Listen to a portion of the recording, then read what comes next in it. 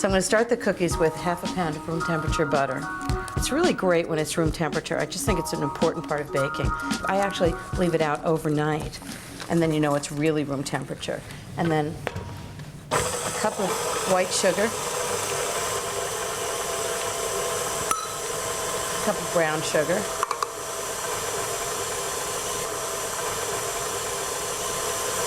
and then I'm going to add 2 eggs. Sort of one at a time so they incorporate. Okay, the next thing is vanilla. 2 teaspoons of good vanilla. And 2/3 of a cup of cocoa powder. This is the unsweetened cocoa powder. It's not like the cocoa that you make hot cocoa from. That has sugar added to it and sometimes flavorings. Oh, nice. Cocoa everywhere. So 2/3 of a cup of unsweetened cocoa powder, and that's what gives it its really good chocolatey flavor. Mix that around. The next thing is flour and the leavening. So I have 2 cups of flour, a teaspoon of baking soda, a teaspoon of baking powder, and a teaspoon of salt. Just really make sure that there aren't any little hard particles in the flour or the baking powder. Perfect. And then this goes into the cookies. Put it on low speed. This is the point where you don't want to over-mix the flour because then it'll develop the gluten and make it taste more like bread than cookies. We want them really, really delicate and tender. And that's the dough. So I'm just going to take all the batter off the beater, make sure we make it into cookies. This looks great. Okay, and then I'm just going to put the white chocolate in. This is all the white chocolate that I cut up. And I just cut it off this block, and sort of nice big chunks. And I'm going to pour in 2 cups of white chocolate into this. This makes a huge batter. But you can actually make this really early, and you can save it in the refrigerator or even freeze it for later. So it's a great recipe. And now just to scoop them. This is a little bit of a decadent dessert, but you know how girls are when boys aren't around. So I use an ice cream scoop for this, and it makes exactly the right size each time. Just 1 level ice cream scoop. It's a small one. And these guys are going to spread out too. I'm going to make 8 cookies, 2 for each of the ice cream sandwiches.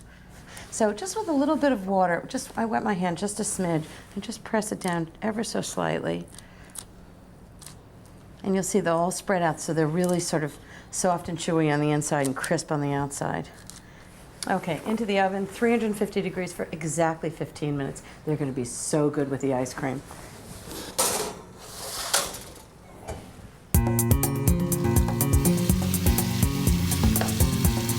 "15 minutes and a tuna salad later, they were ready. They smell like they're done.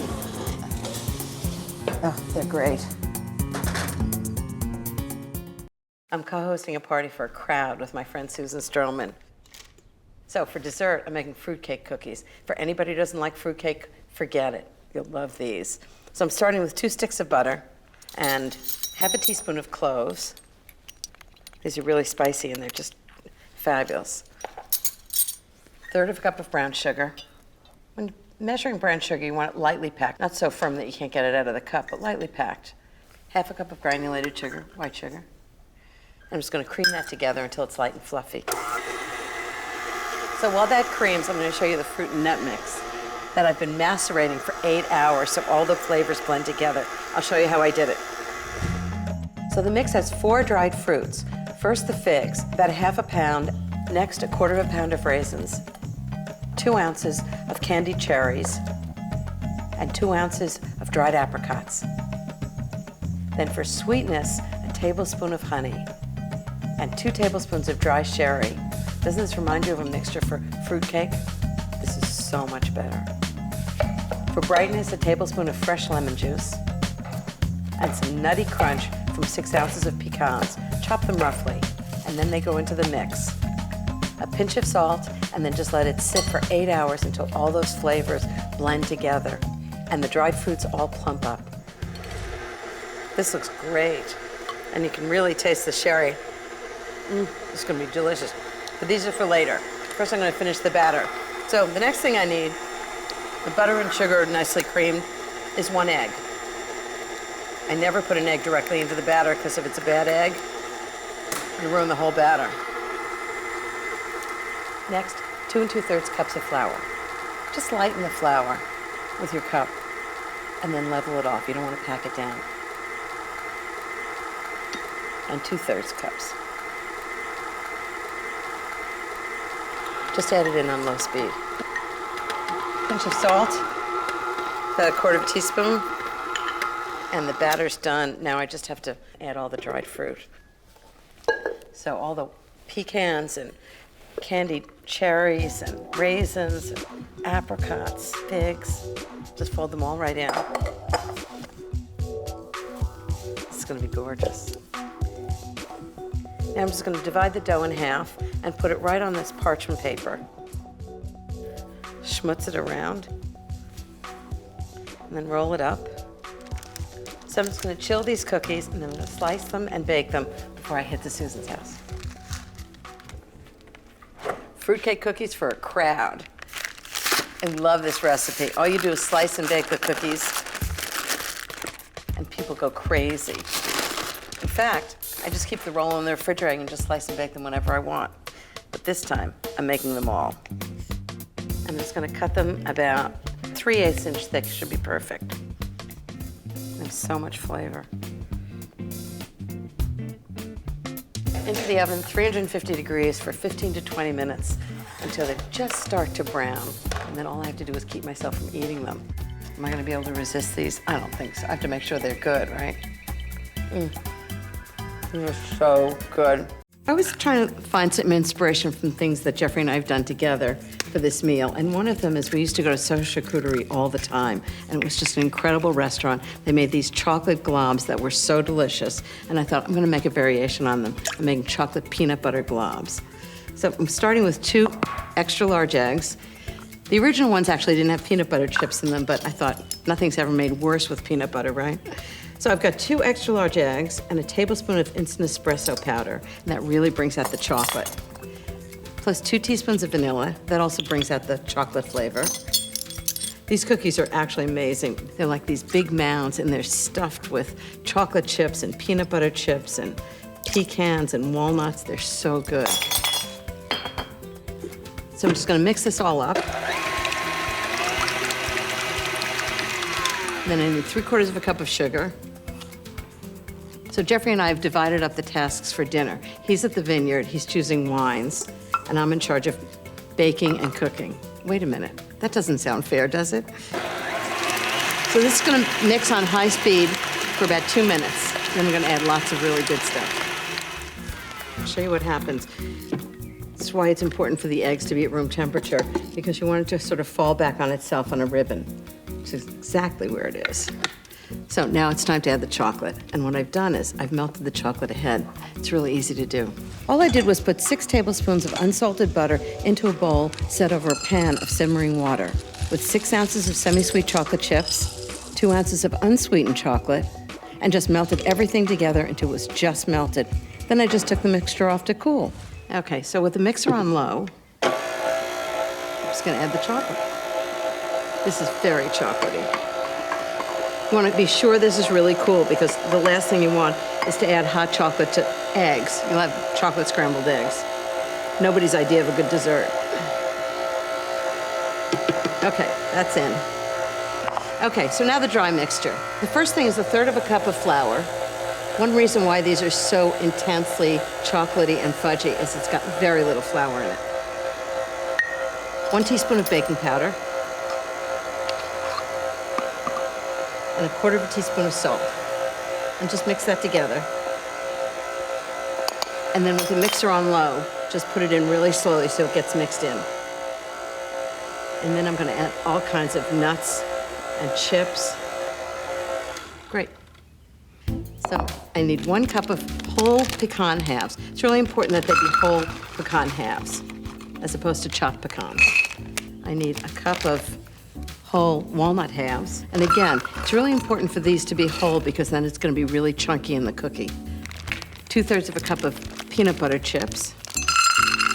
Yum. I have to stop myself from eating them while I'm making it. and 6 ounces of chocolate chips, semi-sweet chocolate chips. Put them right in. And then the key to this is 1 tablespoon of flour, and what that does is keep them from sinking to the bottom of the mixture. So I'm just gonna mix them up like this. I mean, it looks like trail mix to start with. Okay, now I'm gonna add the chocolate mixture. Jeffrey loves these, so I thought, why not? It just smells incredibly chocolatey. Fabulous. I'm just gonna fold these together, and then I'm gonna make these globs, chocolate globs. I think Jeffrey's gonna like this. And I'm just gonna make a round ball with this. Just scoop it out right onto the sheet pan. How bad does that look? Okay, into the oven, 325 for 15 minutes, and we're gonna have chocolate peanut butter globs. This is a really easy dough to make. I make it in an electric mixer fitted with a paddle attachment. First, I put in 3/4 of a pound of room temperature butter. Then I add 1 cup of sugar and a teaspoon of good vanilla. Add 3½ cups of all-purpose flour. And finally, 1/4 teaspoon of kosher salt. Turn the mixer on low and just mix the ingredients until they just come together. Turn the dough out into a floured board and shape it until it comes into a flat disc. Wrap the disc in plastic wrap and chill in the refrigerator for about 30 minutes. So this is the shortbread dough. It's been chilled, and I'm gonna roll it out and make cookies. This is a really great dough, particularly because it's so flexible. I can make all different kinds of star shapes, and this time, I think I'm gonna cut it in half. It's a lot of cookies for just Miguel and me. And the good news is I can freeze the other half for the next time he shows up. And actually, I even flour the rolling pin. There's no point in making cookies if they're gonna stick to the board. So I'm just gonna roll this out about a 1/2 inch thick. Okay, ready for the cutter. So this is the sort of finger shape that I wanna make. And just cut each cookie. Sometimes it's hard to come out of the cutter, but you just tap the edge on the board and it'll just come right out. So I'm using half-sheet pan parchment paper. Keeps the pan clean, the cookies bake better. I love parchment paper. These are gonna be delicious cookies. Just a little bit of sugar on the top, just gives them a little bit of sparkle when they come out of the oven. And then I'm gonna bake them 350 degrees for 20 to 25 minutes until they just start to brown on the edges. Shortbread cookies dipped in chocolate. Now, who would have a problem with that? So what I'm gonna do is I'm gonna shave some chocolate. I'm using semi-sweet chocolate, just enough for 10 cookies. If I do it in chunks, it's not gonna melt right, so it's important to just take your knife and just shave it off. First, I'm gonna put half the chocolate in a bowl and microwave it.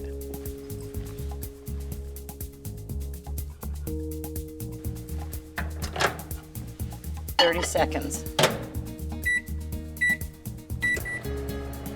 Okay, let's see how it's doing. So the first bit of chocolate's melted, and now what I want to do is add the rest of it and just melt it right in. And what this does is keep the temperature from getting too hot. When chocolate's melted and not tempered, it gets that sort of bloom where it's sort of gray. Not very pretty. You want really glossy, delicious chocolate. So that's just going to melt right in. Okay, time to dip the cookies. So the cookies are baked and cooled, and I'm just gonna drizzle chocolate across the top of each one. Just half. I like the way it looks when it's both. Now, how good does that look? They'll be delicious with a tray of shortbreads dipped in chocolate. Dinner just doesn't get any simpler or better than this. What I'm making for dessert is my ultimate ginger cookie. They're filled with spice, they're moist, they're delicious, and who doesn't like cookies? So the first thing I need is flour. I need 2 1/4 cups of flour. I always just lighten it with a cup and just level it off without tamping it down. And I'm gonna do this all in a sifter. So I'm gonna sift all of these ingredients together, all the flour, spices. 2 1/4. Perfect. 1 teaspoon of baking soda. And next, spices. First, 2 teaspoons of cinnamon. I use really good cinnamon.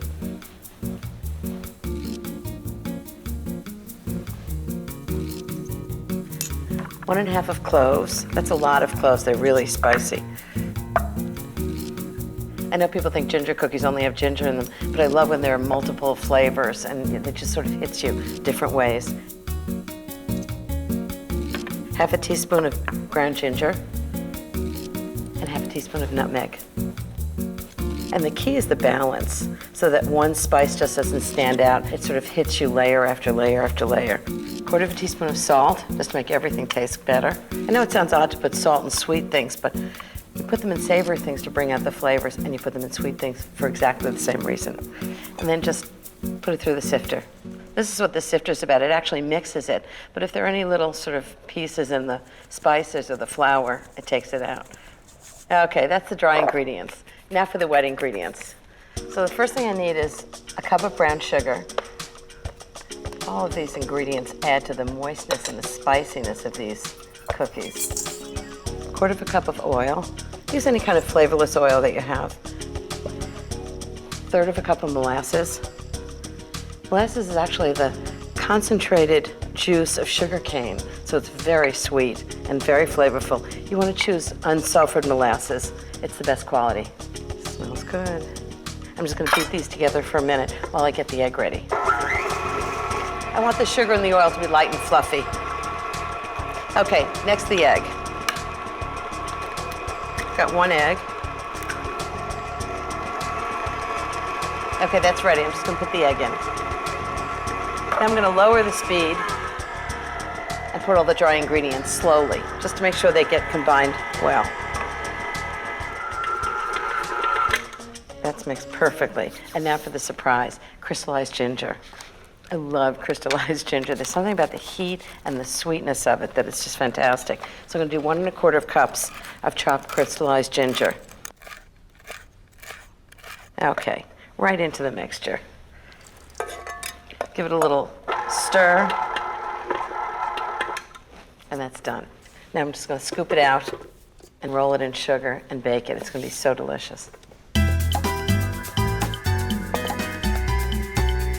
I usually use for cookies, I use this ice cream scoop. It ensures that they're all the same size. Roll it in my hands, and then roll it in the sugar. And what this does is make a nice crinkly crust on it, and it makes the whole cookie sparkle. So right on the pan, just flatten it out with your hand. This is going to be a great dessert. Into the oven, 350 degrees for 12 minutes, and we're going to have the most delicious ultimate ginger cookies for dinner.